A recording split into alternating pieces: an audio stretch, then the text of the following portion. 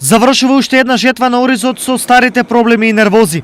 И оваа година најголема несоница на оризопроизводителите им е откупната цена на оризот. Откупната цена почна прво добро, 50 со 22-25.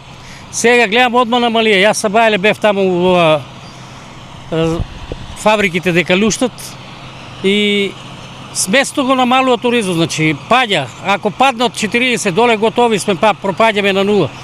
Подобро да не го сееме, отколку да паѓаме испод тоа што треба. Цена нема. Цената, лоша е цената. 40 динара, 45 динара нудат прекупците, такава. Нема излаз со оризот.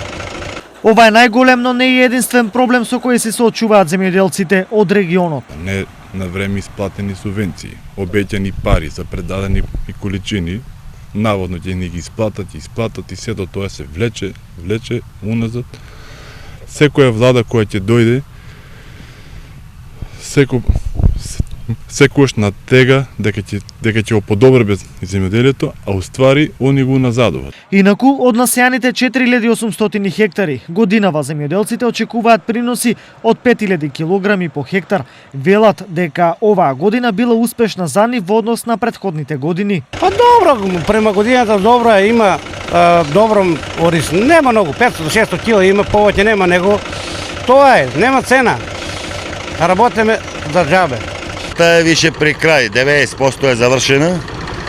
Послужине времето, фала му на Дедо Господ. Така да више при крај 90% е завршена, продо е одличен. Сега чекаме цена да видиме што ќе каже владата. Според земјоделците, годинава особено добри приноси имало кај турските сорти ориз, но не заостанува и веќе од домакинетата Сан Андреа.